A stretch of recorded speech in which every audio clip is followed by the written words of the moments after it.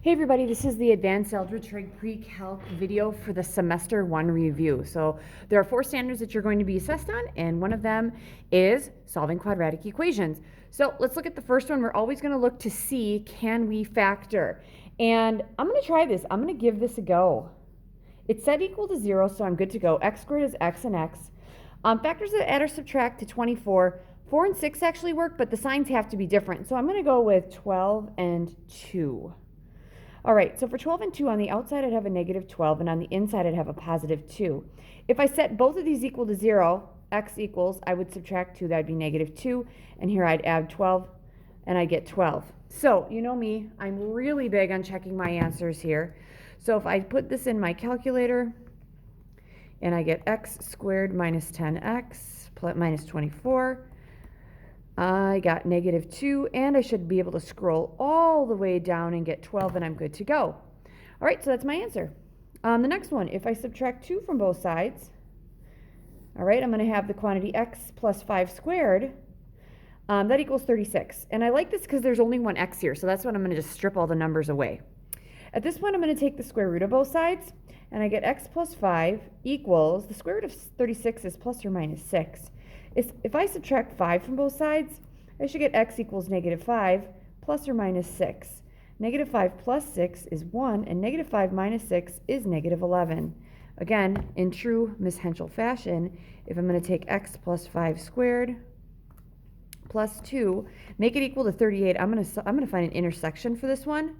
And in my window, I'm going to bump the y's up to 50, because I know they have to get up to 38. There's my parabola. And I got 2 intersection points, so I'm going to find those. So one of them, x is 1, y is 38. So there we go. We got the, right there, the 1. And then the other one, I'm actually going to go over here.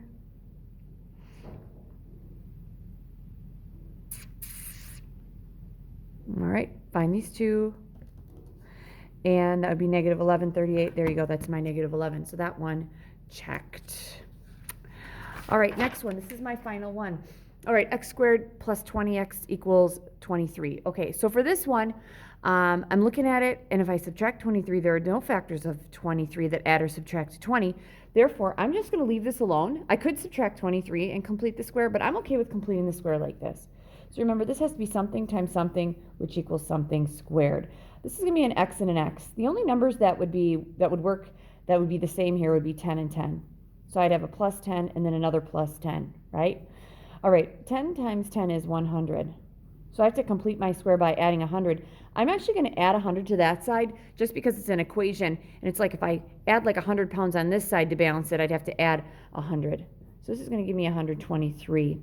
So this is x plus 10 equals, x plus 10 squared, I'm sorry, equals the square root of 123. So if I take the square root of both sides, I'm going to get x plus 10 equals plus or minus the square root of 123, and subtract 10, x is going to equal negative 10 plus or minus the square root of 123. So our x's would be x equals negative 10 plus the square root of 123, and negative 10 minus the square root of 123. So I like to check those. Negative 10 plus the square root of 123 is 1.09, and it keeps going. And then negative 10 minus the square root of 123 is going to give me about negative 21.09. So I like to check those. Again, I'm going to put this in my calculator as an x squared plus 20x. And then down here I'm going to put 23, and I'm going to find an intersection. I know my x's are going to get kind of big, so I'm going to change my x's to 20. Actually, it's not even going to work because it needs to be on the negative side, and it has to be more than that. But I do have one intersection here. Okay, let's change my window. I'll make this negative 25. So I'll go negative 25 to 20. I should see both intersections now. There we go. So I'm going to find those intersection points. So second trace intersect would be 5. There we go. 1, 2, 3. That one's at 1.09. That's this guy. And I'm going to find another intersection point. I'm going to go get this guy, and it should be negative 21.09. Here we go. 1, 2, 3. And negative 21.09 works for that one. So you guys should be able to solve quadratic equations. All right. The next one we're going to do is we're going to analyze a graph. All right. So I don't have to find all this stuff. what I'm going to do is I'm going to show my work off here, and I'm going to actually put a graph right here. I'm also going to graph this because I do like to check my work. So I'm going to have an x plus 3 divided by an x squared minus a 2x minus 15. And we're going to do a zoom 6 because I have a feeling it's going to fit in there. All right, and it looks like I have a nice little asymptote. So let's see what we got going on here. If I leave the top alone, it's just an x plus 3, and that's going to be an x squared. The x squared minus 2x minus 15 can be factored, and I'm going to rewrite that by factoring x and x. Factors of 15 that add or subtract to -2 would be a -5 and a +3, right? So I know that my x cannot be equal to -3 or +5. I also know that these guys are going to divide out, which creates a hole at x equals -3. So that is my point of discontinuity, which I will actually find. Now, to find that point of discontinuity, we would put -3 in what is left. So what is left would be 1 over x minus 5, and this will make sense. So if I put a -3 in here, because these divided out, 1 over -3 minus 5 would give me 1 over -8. That's going to tell me that there's a point of discontinuity. When x is -3, my y would be -1/8. All right, and I'm going to make sure that that happens. Let's see here. -1/8 is about -1.25. When I look at my graph, I'll make sure that that happens. Now, I should have an asymptote at x equals 5. So let's say this is x equals 5. And that would be my asymptote, right? So we're good with that. Okay, next thing I'm going to have here is, okay, so my domain, I got -infinity to -3 in union with -3 to 5 in union with 5 to infinity. All right, and I should see in my table at -3 and 5 errors. Error there, and there's an error there, which makes me feel good. Now, the range. As far as my my x's go, as far as my vertical asymptotes go, I have that. I need my horizontal, because my horizontal could help me figure out if, and if I look at it, it looks like there might not be any x-intercepts if I look at it.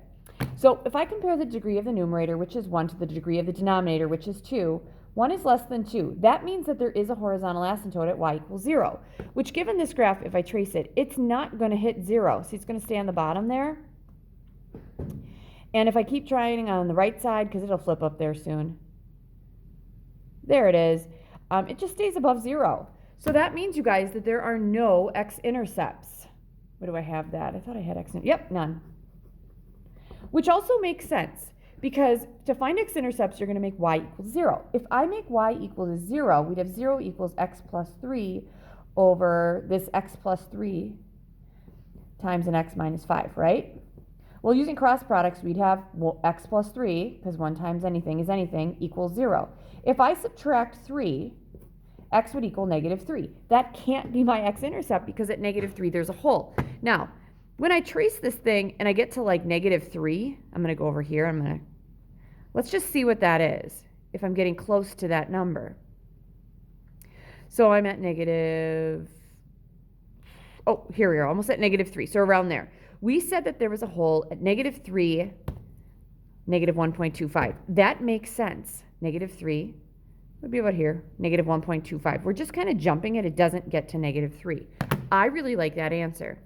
Y-intercept. Oh, y-intercept. So this was my x-intercept work. My y-intercept work, we're going to make x equals 0. We'll see what happens there. So we'd find f of 0. So it's going to be 0 plus 3 over 0 squared minus 2 times 0 minus 15. Well, numerator is going to be 3 over, denominator is going to be what, -15? Can't write today.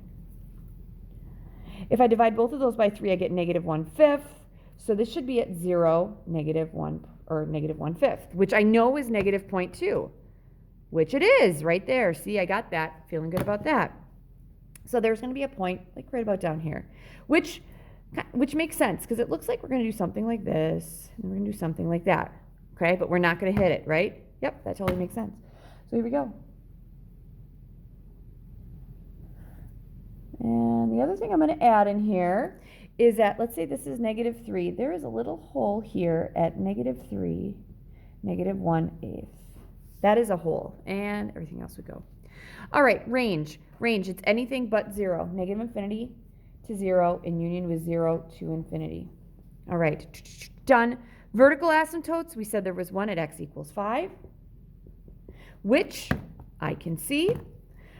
Intervals of increase or decrease. Well, here's the thing. It's decreasing here, and it's decreasing there. It's decreasing on its domain. So it is decreasing the entire time. It is not increasing ever because it's starting here and going down, and then it's going down. So it's decreasing on its domain. So it's decreasing from negative infinity to negative 3 in union with negative 3 to 5 in union with, sorry about that, 5 to infinity. Wrote too big. Maximum and minimum points. There are no maximum and minimum points. For a maximum point, you need to have something here and 2 points going. It needs to do that. For a minimum, it needs to do that. There are none. And lots of rational functions do not have one. Which brings me to the next one, because I think that did do everything, right? I have a graph, all my answers.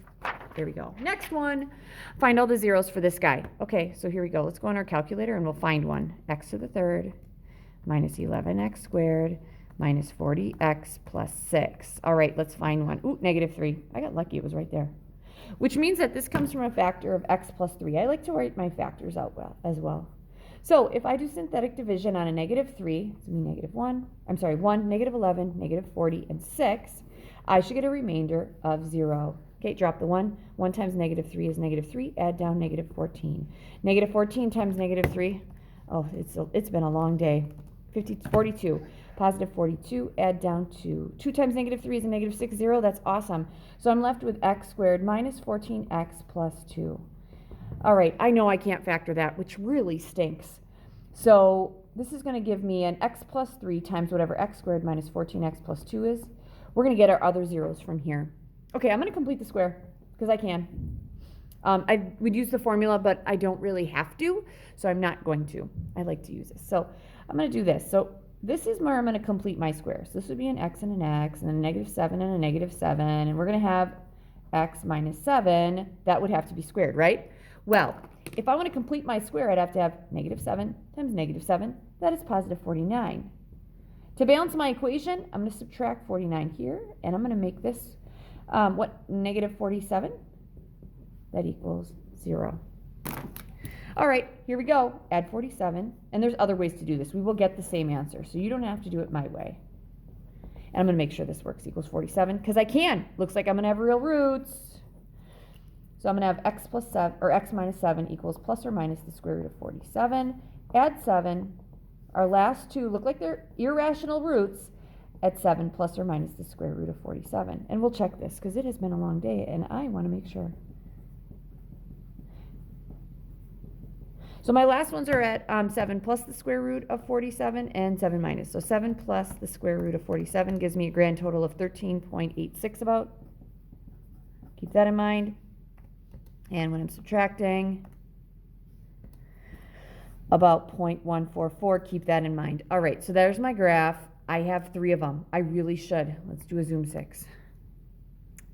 So there's one at negative 3, and then there's one there, and then, oh, there's one way, it would be way over there on the right. So let's move this to 15 and see if I got one. So 1, come over here. Yep, there we go. So this guy, I really don't have to find because I know that that's negative 3 from the table. I need this one. I'm going to find that 0. Where am I at here? I'm at 2 point. I got to get over there. I got to get to negative x's. There we go. So I'm at like negative, and I'm at way up at 20, so I feel like I'm good there. Yep, that makes sense because it's on the left of that. I am on the right of that. Yep, you can see it's sandwiched there. And that's going to give me 0.144. Boom, that's that one. Let's find the other one. And we're going to go. We're at an x of 3. We got to get over to 15. It's going to take a while. Look at it. It's way down at negative 500. Oh, we're moving up again. Here we go. I'm going to press enter, and then I'm going to get this y above 0. Oh, I have it. It's at 14. Boom, boom. 13.855. Feeling good about that. Those are my zeros, you guys. All right. So there it is. All right. That brings me to my last problem. Find the inverse of this algebraically, or find the inverse and verify it. So first thing we're going to do is we're going to switch x and y. So this is going to be x equals 7 times the square root of y plus 4 minus 1. All right, to get the y by itself, I'm going to add 1. I get x plus 1 equals 7 times the square root of y plus 4. Divide by 7, I got x plus 1 over 7 equals the square root of y plus 4. Then we're going to square all of it. So I have x plus 1 over 7 squared. That equals y plus 4, and I'm going to subtract 4. All right, y is going to equal x plus 1 over 7 squared minus 4. That is what the inverse of the f function is. I like writing them near each other. All right, so let's find f of the inverse of f of x first. So that means I'm going to put this whole thing here in that little spot, okay? So this is going to be 7 times the square root of, okay, our new x is all of this, x plus 1 over 7 squared minus 4, then plus 4. That's all in the root, right, because that plus 4 is there, and this is minus 1 outside there. That equals, okay, what's the first thing to go? Inside the root, the 4's. So I got x plus 1 over 7 squared, and then these went minus 1, right? All right, next, what goes next? Oh, the square and the square root go. So I'm going to have 7 times x plus 1 over 7 minus 1. What goes next? These 7's divide out. So I've got x plus 1 minus 1. That equals x. That checks. So that one is done. All right? Next, I'm going to find the inverse of f of x. So that means this whole function here is going to go in that little spot there. So here we go. That little spot, 7 square root of x plus 4 minus 1. Okay, then we need to have a plus 1 all over 7. We need to square this bad boy and then subtract 4. I know I have a lot of parentheses, but that's just how I do it. All right, what's the first thing to go? Okay, inside these parentheses, I can get rid of some things. First thing, these 1's. So I'm going to have 7 times the square root of x plus 4 over 7. That's going to be squared, and then minus 4. The next thing to go is these 7's can divide out. So I have the square root of x plus 4 squared minus 4. Doesn't a square root and a square undo each other? There you go. X plus 4 minus 4 is just x. That checks. So that verifies that I have an inverse. All right, drop the mic. Got through this thing after school without the lights going out. Good luck.